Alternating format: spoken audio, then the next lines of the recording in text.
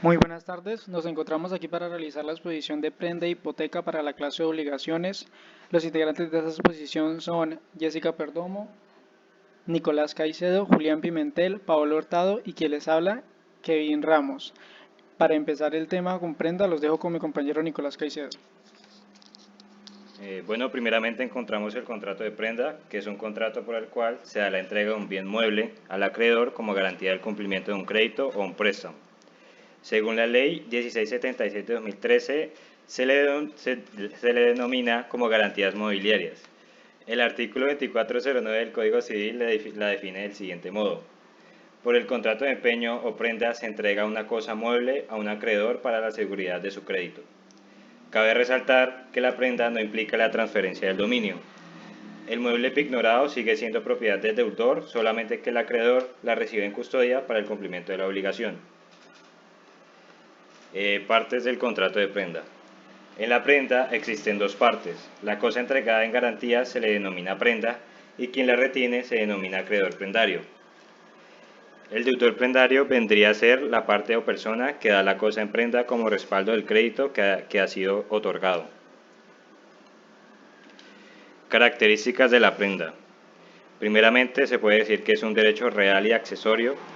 Depende de la realización de un contrato principal para existir. Segundo, es un contrato real que se perfecciona con la entrega de la cosa dada en prenda al acreedor prendario. Sin embargo, esta entrega solo comprende la mera tenencia, naciendo la obligación del acreedor prendario de guardar y conservar la cosa, y responder por los deterioros que la prenda haya sufrido por su hecho o por su culpa. Esto según el artículo 2419 del Código Civil. Tercero, la prenda recae sobre bienes muebles. Cuarto, es indivisible, como lo establece el artículo 2430 del Código Civil. El acreedor podrá retener la cosa dada en prenda hasta que se cumpla con la totalidad de la obligación o que definitivamente no se cumpla. Derechos del acreedor prendario. Primero encontramos el derecho de retención, el cual ejerce el acreedor cuando el deudor no ha pagado lo que debe más intereses, incluso cuando haya pagado los gastos que tuvo el acreedor en la tenencia de la cosa y los perjuicios que haya ocasionado. Segundo, acción de recobrar la cosa, cuando ésta haya sido despojada de ella. Esta acción podrá ser ejercida contra cualquier persona que posea la cosa, esto según el artículo 2418 del Código Civil. Tercero, el derecho de persecución. Aquí el acreedor tiene la facultad de perseguir judicialmente la cosa donde quiera que esté y exigir el pago de la obligación, incluso si el dueño lo ha enajenado. Aquí el acreedor puede ejecutar la prenda al nuevo dueño. Cuarto, según lo establecido en el artículo 2422 del Código Civil, el acreedor tendrá derecho de pedir que la prenda del deudor moroso se venda en subasta pública, o que a falta de postura admisible, sea apreciada por peritos y se le adjudique en pago hasta concurrencia de su crédito. Obligaciones del acreedor prendario. Primero, este no podrá hacer uso del producto empeñado a no ser que sea consentido expresamente por el deudor. El acreedor tiene obligaciones de mero depositario, según el artículo 2420 del Código Civil. Segundo, la obligación de guarda y conservación de la cosa, pero esto en expensas de que el deudor es quien está obligado a su vez a pagar los gastos necesarios para este efecto. Tercero, la obligación de restitución de la prenda. Una vez pagada la obligación principal en su totalidad, el acreedor prendario está obligado a restituir la cosa. Derechos del deudor prendario. Primero, derecho a que la cosa que entregó en prenda le sea conservada y restituida. Segundo, tiene derecho a que el acreedor prendario le garantice la devolución de la cosa en el estado en que la recibió, o a exigir que se entregue en poder de un tercero si el acreedor abusa de esta. Tercero, tiene derecho a percibir los frutos de la cosa pignorada. Obligaciones del deudor prendario. Primero, pagar o restituir al acreedor los gastos necesarios y útiles que se hubieran hecho para la conservación de la cosa. Segundo, no estorbar al acreedor prendario en la posesión de la cosa mientras no se extinga la deuda. Y finalmente, de tercer lugar, sustituir la cosa en caso de pérdida o de deterioro. Ahora seguimos con los elementos de validez del contrato de prenda. Dentro de estos elementos encontramos 4. El primero es la capacidad. Como todo contrato, tanto el acreedor como el deudor deben ser capaces para celebrar la prenda. De lo contrario, el contrato estará viciado de nulidad absoluta o relativa según el tipo de incapacidad del contratante. Segundo, consentimiento libre de vicios. De acuerdo a lo establecido por el Código Civil, los vicios de que pueden adolecer el consentimiento son error, fuerza y dolo. Como el contrato de prenda en su formación misma debe estar libre de tales circunstancias, pues aún existiendo consentimiento de las partes habría nulidad. Frente al error, el Código Civil, entre los artículos 1510 y 1512, señala 3 tipos de error. Error de hecho sobre la especie del acto o el objeto. Se vicia el consentimiento cuando el error incide sobre la especie del acto o contrato que se ejecuta o celebra, o cuando el error recae sobre la identidad de la cosa específica sobre la que se efectúa el contrato. Segundo, error de hecho sobre la calidad del objeto, que en referencia al primero alude a la identidad, mientras que en este caso el error apunta a la sustancia o calidad esencial del objeto. Y el tercer error es sobre la persona. El código señala expresamente que esta modalidad de error no vicia el consentimiento, salvo que la consideración de esta persona sea la causa principal del contrato. Como tercer elemento está la causa lícita, que es la causa que debe tener tanto el acreedor como el deudor prendario para la celebración y ejecución del contrato de prenda debe ser lícita, no puede ser contraria a la ley, al orden público o a las buenas costumbres. Y por último está el objeto ilícito. Hay un objeto ilícito en todo lo que contraviene al derecho público de la nación y en todo contrato prohibido por la ley. Elementos de existencia del contrato de prenda. Existen 2 tipos de elementos. El primero es el personal. El contrato de prenda requiere la participación, por un lado, del acreedor prendario, que resulta ser la persona a favor de quien se constituye la prenda. Y segundo, está el deudor prendario, quien es como la garantía para el pago de su obligación, grava la cosa con prenda o, dicho de otra manera, constituye de la prenda. Y el segundo elemento es el elemento real. Alude a los objetos, cosas que en sí mismo pueden ser dados en prenda, que conforme al Código Civil deben tener como característica principal ser bienes muebles. Perfeccionamiento del contrato de prenda civil. El perfeccionamiento del contrato se consuma con la entrega física de la cosa. Terminación del contrato de prenda civil. Existen 5 tipos de terminación, 5 causales. La primera, el mutuo acuerdo entre las partes. Segundo, declaratoria de nulidad del contrato. Tercero, por vencimiento del plazo estipulado por las partes. Cuarto, por acaecimiento de las causales de terminación prevista por las partes. Y 5, por la destrucción completa de la cosa empeñada. Contrato de prenda en materia comercial. Existen 2 opciones. La primera es sin tenencia del acreedor y la segunda es con tenencia del acreedor. En la primera opción, cuando se trate de prenda sin tenencia, esta reviste el carácter formal, ya que es necesario la formalidad de la inscripción en el registro mercantil para que produzca efectos frente a terceros. Esta clase de prenda puede constituirse a través de contrato por acto privado, que es un contrato solemne, pero respecto a los efectos ante terceros, estos solo se darán a partir de su inscripción en el registro mercantil. Las prendas sin tenencia deben tener unas especificaciones mínimas como son nombre y domicilio del deudor y el acreedor, el monto de la obligación que se garantiza, la naturaleza, fecha y los intereses que sí se pactaron, plazo de vencimiento de dicha obligación, explicación de las circunstancias que sirvan para la identificación de la cosa o cosas grabadas con la prenda, el lugar en donde se encuentra la cosa grabada y donde deberá permanecer, expresar a quién pertenece la cosa grabada, si al deudor o a un tercero. En caso de que la cosa grabada esté asegurada, se debe indicar la fecha, valor y el asegurador. En cuanto a la prenda comercial con tenencia, la prenda es derecho real, garantía y contrato. Se perfecciona con el consentimiento de las partes, quiere decir que es un contrato consensual. Sin embargo, no se tendrá el privilegio que otorga el gravamen hasta que la entrega de la cosa se efectúe, ya sea al acreedor o a un tercero designado por las partes, según lo establecido en el inciso primero del artículo 1204 del Código de Comercio.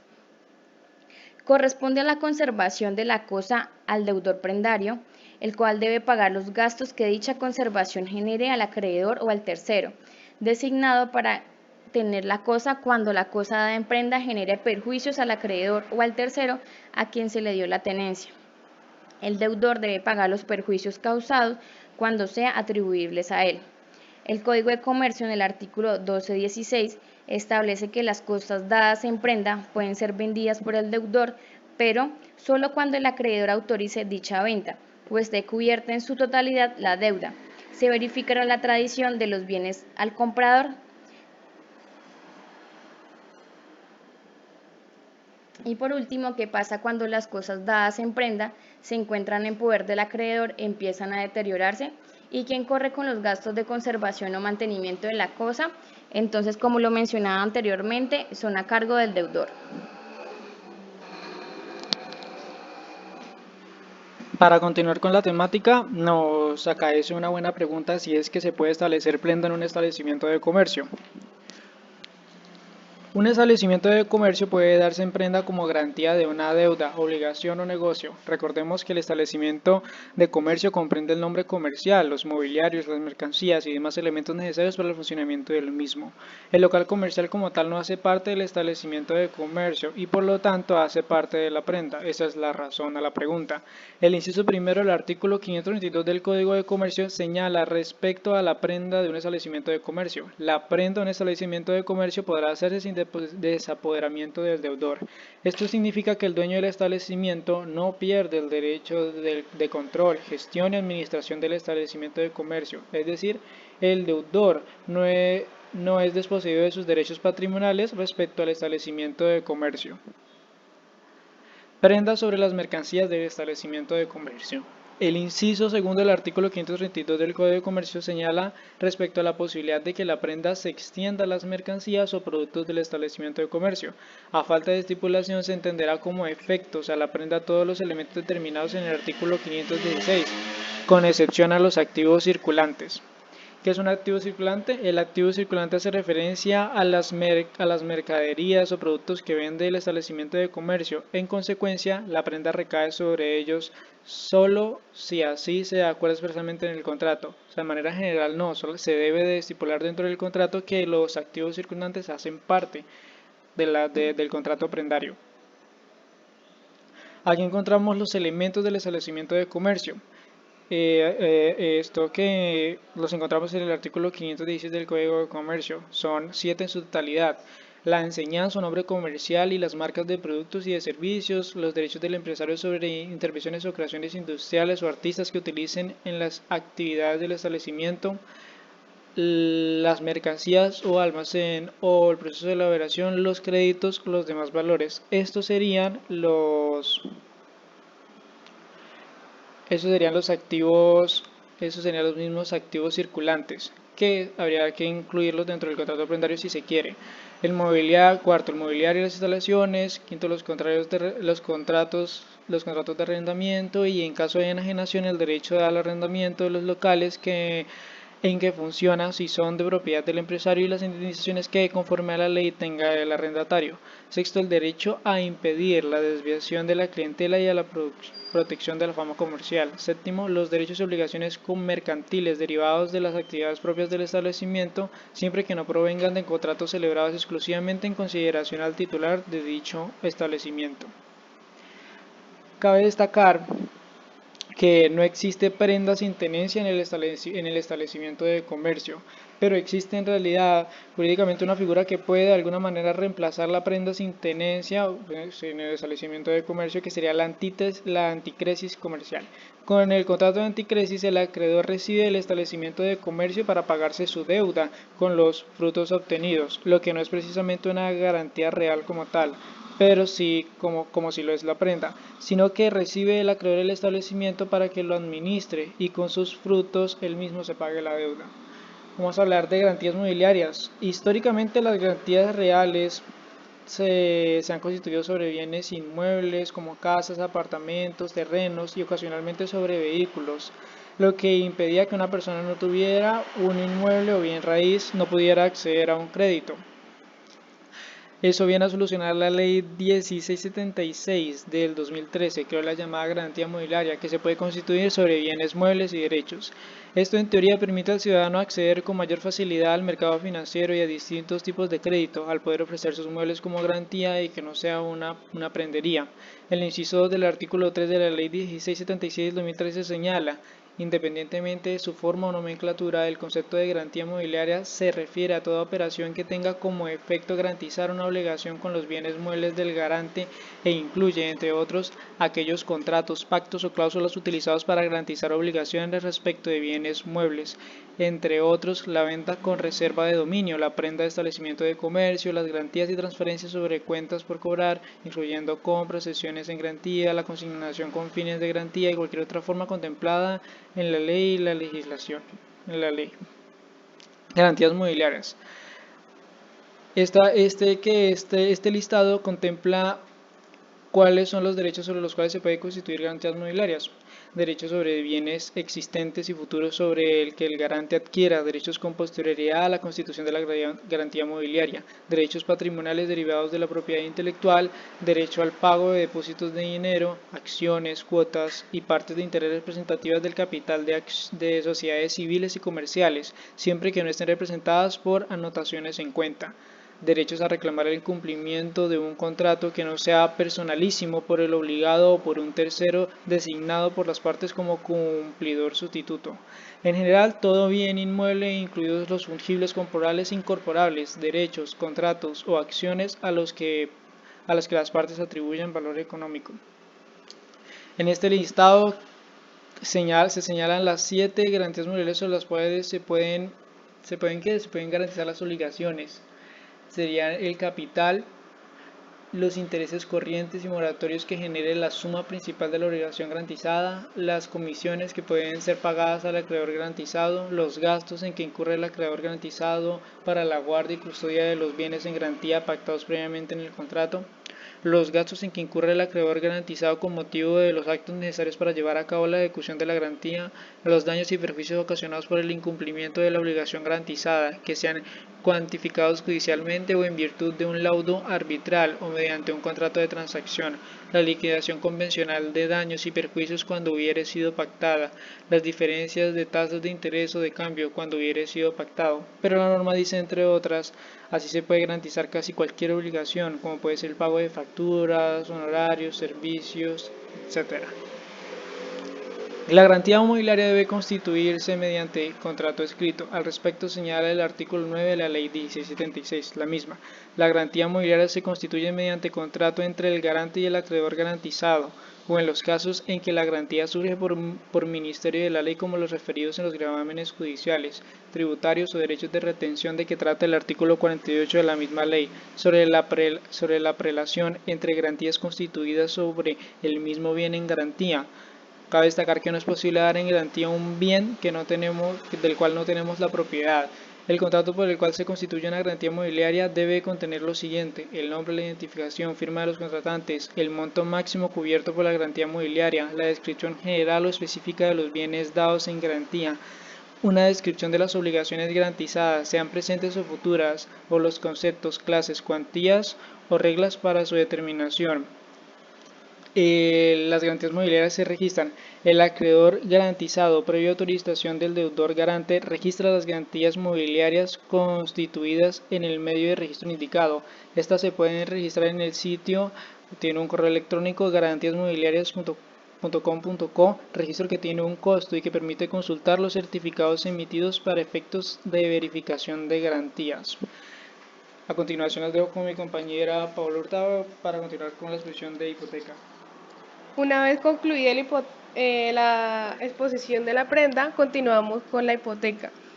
En inicio podemos decir que la hipoteca es un derecho real que grava bienes inmuebles únicamente a fin de garantizar el pago de una deuda o una obligación. Esto se consagra en el artículo 24 al 32 del Código Civil colombiano, el cual nos define Que la hipoteca es un derecho de prenda constituido sobre inmuebles que no deja por eso de permanecer en poder del deudor.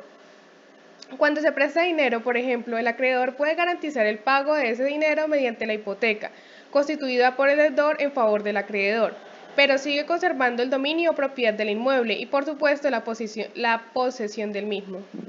¿Cómo se hace efectiva la garantía de hipoteca? Si el deudor hipotecario no cumple con su obligación, el bien hipotecado a favor del acreedor hipotecario puede ser rematado o adjudicado al acreedor si el deudor no paga la deuda. Es decir, que la hipoteca otorga al acreedor hipotecario el derecho a perseguir el inmueble hipotecado para conseguir el pago de su crédito. Esta cuenta con algunas características, por lo menos, primero, que es un contrato accesorio. Segundo, es un contrato que otorga un derecho de prenda. Tercero, es un derecho real. Cuarto, se constituye únicamente sobre bienes inmuebles. Quinto, requiere una inscripción para su validez. Hipoteca como contrato accesorio. La hipoteca es un contrato accesorio que depende de un contrato principal, al que le sirve de garantía. Recordemos que la hipoteca garantiza el cumplimiento de una obligación que se adquiere mediante un contrato principal. Por ejemplo, cuando el banco nos presta plata para comprar una casa, firmamos un contrato de crédito y ese crédito lo garantizamos con la hipoteca sobre la casa que compremos. Allí, el contrato principal es el contrato de crédito y el contrato de hipoteca es accesorio al contrato de crédito, de manera que una vez cumplido y finiquitado el contrato de crédito, de hipoteca queda sin efecto. La hipoteca solo se puede constituir sobre bienes inmuebles. De acuerdo al artículo 2432 del Código Civil, la hipoteca se constituye sobre bienes inmuebles y el artículo 2443 expresamente señala lo siguiente: la hipoteca no podrá tener lugar sino sobre bienes raíces que posean una propiedad o un usufructo o sobre naves. Es decir, que la hipoteca solo se puede constituir sobre casas, apartamentos, fincas, lotes, etc. La hipoteca puede afectar bienes muebles en los casos que por accesión hacen parte del inmueble, como lo señala el artículo 2445 del Código Civil. La hipoteca constituida sobre los bienes raíces afecta a los muebles por accesión, a ellos se reputan inmuebles, según el artículo 658, pero deja de afectarlos desde que pertenecen a terceros. La hipoteca se extiende a todos los aumentos y mejoras que reciba la cosa hipotecada. Adicionalmente, como señala la norma, si el inmueble hipotecado sufre mejoras, aumentos o adiciones, estas quedan afectadas por la hipoteca, como por ejemplo cuando se hipoteca una casa de un piso y luego se construye un segundo piso. ¿Cómo se constituye la hipoteca? La hipoteca necesariamente se debe constituir mediante escritura pública, tal como lo dispone el artículo 2432 del Código Civil. El artículo 2435 del Código Civil exige que la escritura de la constitución de la hipoteca se inscriba en el registro de instrumentos públicos y advierte que sin este requisito la hipoteca no tiene validez alguna. Pues se estipula que la hipoteca deberá además ser inscrita al registro de instrumentos públicos sin este requisito no tendrá valor alguno, ni contará su fecha sino desde la inscripción. ¿Quién puede constituir una hipoteca? Cualquier persona que sea capaz legalmente y tenga la propiedad del inmueble puede constituir la hipoteca. Hipoteca entre particulares. Se suele creer que solo los bancos están facultados para la constitución de hipotecas, pero no es así. Esta puede ser constituida a favor de cualquier persona, ya sea natural o jurídica. A continuación, podemos ver las características principales de esta. Iniciamos con la solemne. Esta porque se toma a través de una escritura pública y este debe tener registro como anteriormente se mencionó. Es unilateral porque está perfeccionado el contrato. El acreedor es quien se obliga a cancelar la obligación de hacer una vez se pague la prestación del contrato inicial. Es nominado. La hipoteca es de denominación legal que tanto el Código Civil como para el Código Comercial. Es accesorio, necesita de otra obligación principal, como anteriormente se mencionó. Tiene indivisibilidad, la hipoteca es indivisible, cada una de las cosas hipotecadas a una deuda y cada parte de ellas son obligadas al pago de una deuda. Enajenación. En caso de que éste no se satisfaga la obligación, el acreedor tiene la facultad de disponer del bien hipotecado, ejerciendo las acciones judiciales para la venta en subasta pública. Luego encontramos los requisitos que, como a lo largo de mi intervención se han mencionado, son la capacidad, el consentimiento y el objeto y causa lícitos. Capacidad: solo puede hipotecar quien tenga capacidad para enajenar, toda persona que tiene capacidad de ejercicio. Consentimiento: libre de vicio, error, fuerza y dolo. Objeto y causa lícita: motivo que conlleva a la celebración del contrato. Luego tenemos los requisitos legales de la Constitución del Derecho Real de Hipoteca, que son 5, los cuales son: 1, que el bien exista, por lo menos eventualmente, o se espere que exista. Este se proyecta para propiedades sobre planos que se tiene garantías que va a existir y se proyecta sobre la misma. De no ser así, esta se considerará nula. Segundo, que esté prohibida la enajenación. Tercera, que sea comerciable, si no, la hipoteca también será nula. Que sea determinado, la hipoteca constituida sobre un bien indeterminado es inexistente.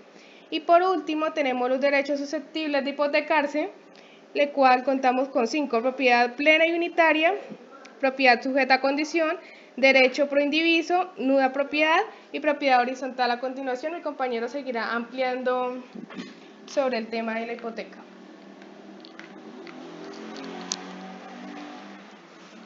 Bien, ¿cuáles son las clases o tipos de hipoteca que hay? Entonces, como primera medida tenemos la hipoteca sobre los bienes raíces, el cual nos habla el artículo 2443 del Código Civil, que nos dice que la propiedad puede ser plena sobre el inmueble o nuda.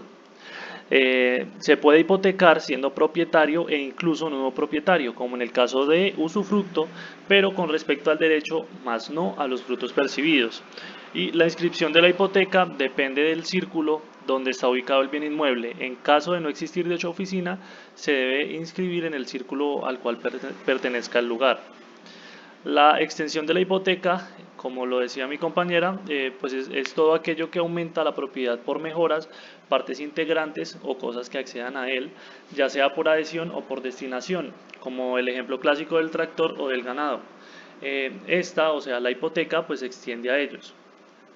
El artículo 2445 nos habla más precisamente de la extensión de la hipoteca a bienes inmuebles por accesión, aumentos y mejoras, y nos dice que la hipoteca constituida sobre bienes raíces afecta a los muebles que por accesión a ellos se reputan inmuebles, según el artículo 658, pero deja de afectarlos desde que pertenece a terceros. Por otro lado, tenemos la extinción directa de la hipoteca, que se da por ciertas situaciones. La primera es por la restitución del derecho del constituyente sobre la cosa, la segunda por el evento de la condición resolutoria, la tercera por la cancelación del acreedor acordare por escritura pública, la cuarta, la prórroga del plazo, extingue la hipoteca constituida por terceros, la quinta, cuando la propiedad de la cosa hipotecada por el acreedor en cualquier título simplemente es la ocurrencia del fenómeno de la confusión. La sexta, si se adelanta un proceso de prescripción adquisitiva de dominio y sobre dicho bien, pues recae hipoteca. En la sentencia de prescripción, pues se extingue dicho gravamen. Como segunda clase o tipo de hipoteca, tenemos la hipoteca de cuota, que básicamente nos dice que un comunero puede hipotecar su cuota aparte aún antes de ser dividida, pero pues esta no puede hacer sobre una parte determinada del inmueble, sino referida a él. Una vez hecha la división, la hipoteca solo afectará la parte que le fue adjudicada, siempre que ésta sea hipotecable, porque de no serlo, pues caducará la hipoteca a menos que otro comunero lo consienta y lo haga constar por escritura pública. De esto pues nos habla el artículo 2442, nos habla sobre la hipoteca de cuota por el comunero. Como tercer tipo de hipoteca tenemos la hipoteca de bienes sometidos a propiedad horizontal, que simplemente nos dice que sobre estos bienes sí cabe la hipoteca.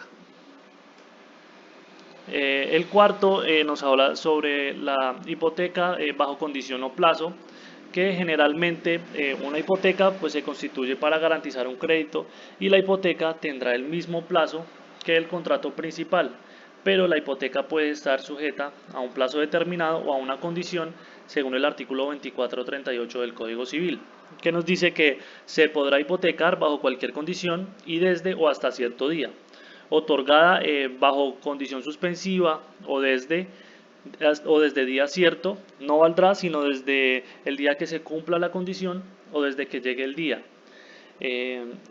Un ejemplo claro pues es lo que pasa con los bancos, que pues un banco no entrega el dinero hasta tanto no se haya constituido la hipoteca, por lo que primero sucede la hipoteca y luego se concreta ya como tal el contrato de crédito.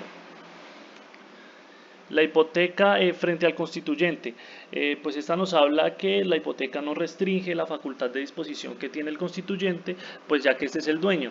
Entonces, pues el adquirente recibirá el bien con el gravamen sin poder oponerle al acreedor esta situación jurídica. No se impide enajenar un bien hipotecario, pero pues esto a sabiendas el adquirente que pueden perseguirlo en cualquier momento. Y un bien puede estar afectado por varias hipotecas.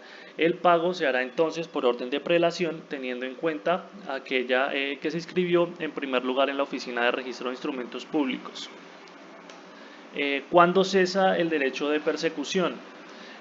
Son tres momentos. El primero es cuando un tercero adquiere el bien en pública subasta ordenada por el juez.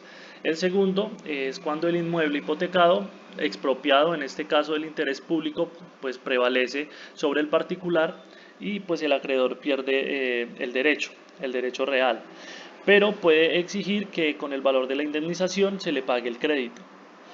Como tercer momento, tenemos que cuando se inicia un proceso ejecutivo singular sobre un bien el cual recae hipoteca, pues se debe notificar al acreedor hipotecario y a este se le da prelación, siendo derecho real sobre el personal, pues salvo los créditos de primer orden o primera clase, pues que prevalecen según el artículo 2495. La limitación de la hipoteca o la hipoteca cerrada. Pues aquí nos habla el artículo 2455 que nos hace la limitación de la hipoteca y nos dice que la hipoteca podrá limitarse a una determinada suma con tal que así se exprese inequívocamente, pero no se extenderá en ningún caso a más del duplo del importe conocido o presunto de la obligación principal, aunque así se haya estipulado. Entonces, pues en conclusión, la hipoteca podrá limitarse solamente a una suma concreta con tal pues que se haya estipulado inequívocamente. Y por último tenemos la hipoteca abierta, que pues es aquella donde el valor del crédito se puede ampliar reformulando las condiciones del contrato original y permitiendo al cliente acceder a una ampliación de la hipoteca, así como también le ofrece la posibilidad de cancelar el crédito hipotecario en su totalidad sin gravámenes.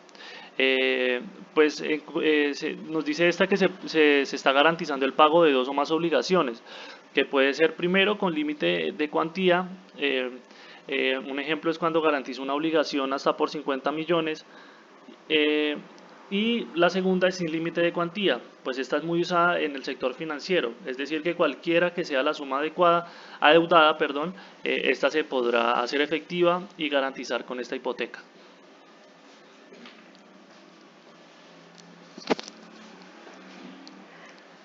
Para ir finalizando, nos corresponde hablar sobre la hipoteca especial, carácter mercantil. Vamos a hablar sobre las naves.